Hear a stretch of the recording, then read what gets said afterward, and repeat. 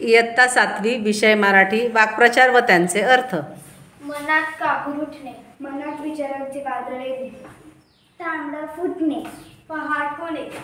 थंडीने अंग कापडणे, थंडीने अंग गाळणे, दिवस नाठवर येणे, तळतळे तुपार होणे, हपकून जाणे, घाबरणे, मनात उलघाल होणे, अस्वस्थ होणे, वाटेला लागणे, मार्गाने जाणे, खुटून बसणे, रुसून बसणे, नजर खिळणे, नजर एका जागी स्थिर होणे, उलगडा न होणे, न समजणे, हातभार लावणे, मनावर करणे,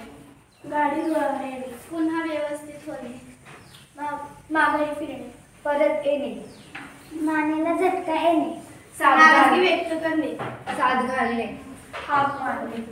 नजर लावणे, एकटक पाहणे, साथ देणे, सोबत असणे, आभाळ होणे, नीट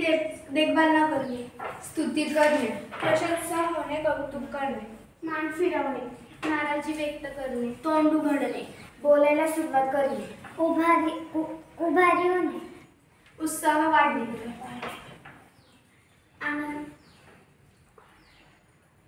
आनंदाला पारवणार राहणे,